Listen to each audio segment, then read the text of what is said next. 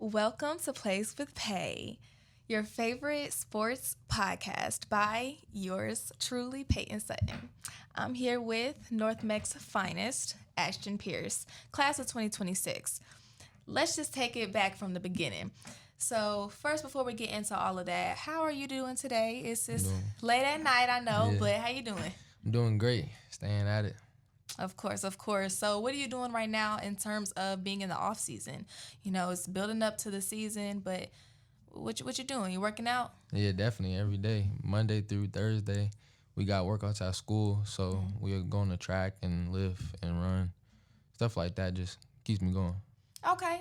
So before we get into the all nitty gritty, like I said, I want to take it back real quick. So I did my research, and you started at Northside Christian, but then you transferred to North Meck, and you've dominated ever since. Yeah. So what kind of urged the need to transfer? What gave you that incentive?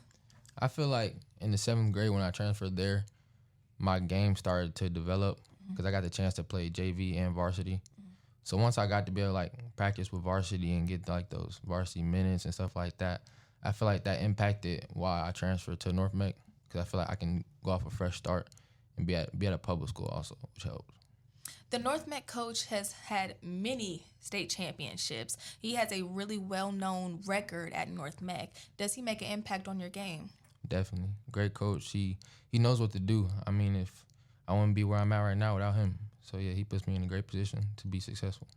Not to mention, you helped North Meck get back-to-back state championships. That's insane. And you are literally right now a senior. Yeah. What's the plan for this upcoming year? You getting another ring? Oh, yeah, we got a 3P for sure. I mean, Carson and Chad and Greg, they went out with a ring. Chad got 3, but he got 1 at West Charlotte. But I can go out and be better and get another one. Do you have anything else that you want to achieve in this last year? Really getting Gary Player of the Year would be the main thing for me. I want to win another championship, so I feel like as long as I win another championship, that'll all fall into play. For sure. So I know you played for CP3 in the AU season. I already want to talk about the highlight clip, the most viral highlight clip, you bouncing the ball off your defender's head. And what got you to that point where you're that confident with the basketball to be able to do something like that? Yeah, so that game, I felt like the dude, he came up to me and he was just like, I want to guard Ashton. So going to my head, I'm like, okay, I like that energy. So when he came up to me and said that, it was just like, I got to do something. All my friends were telling me to do it. I was younger, so when somebody tell me to do something, I'm going to do it. So my friends like, throw the ball off his head. So I'm like, all right. So I went ahead and did it, and it went viral. It was crazy. It's crazy how many views it got. Yeah, for sure. You have a lot of highlights that just go insane. Yeah. But speaking of your work ethic and the way that you are and your skill set, your skill set is categorized as a shooting guard. Yeah. Of course, that's your forte, but in terms of shooting, what is your go-to move? I have my own ideas of what your own move is, but what do you categorize your go-to move as? Okay, so I can't include shooting. No. Okay. All right, bet. I've been working on my mid-range. Okay. So if I do like floaters, my floaters is looking pretty good right now. So during the season, I'll be able to showcase that and people will see. Okay. Yeah. Okay. I like to think a lot at the time. You like that one dribble, maybe 1-2 dribble pull up. Yeah. I'm starting to see it. I saw the videos. You already have a mass amount of offers, 20 plus from top D1 schools, ODU, UNCC, Wake Forest. The list just continues. What do you look for in a school? I feel like mainly for me is getting that heart feeling that this is home. I want to be somewhere where I'm comfortable, but then also I can get better as a player.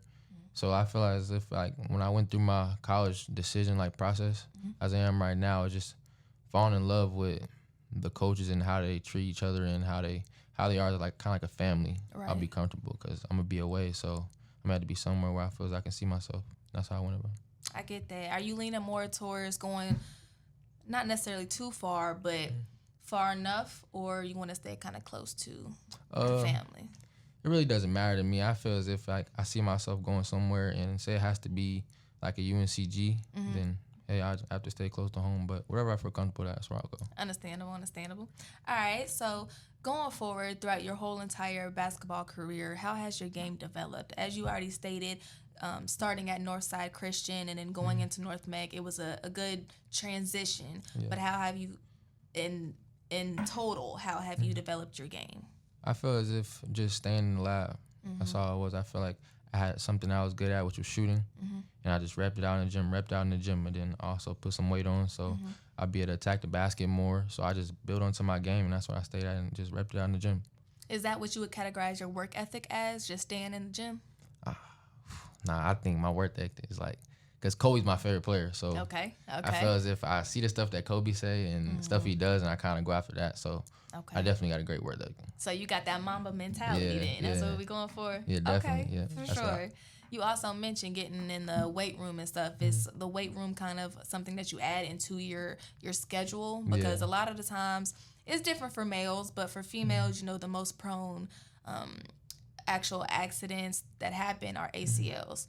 Obviously, it can happen for men as well, but it's a variety of things that can happen with you guys. So do you stress working in the weight room as well, just as much as on the court? I think it has to be 50-50 because what you do in the weight room got to translate to what you do on the court. So as long as you're not doing nothing too crazy, you don't got to be like the strongest person ever, but you keeping that form and keeping your muscle strong, you'll be good.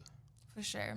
What kind of advice will you have to younger players or anybody out there watching that can learn from what you do? I just say keep working. I mean, you might not realize like in the process that the work is paying off, but if you stick with it and you keep going, it's going to pay off for sure. For sure.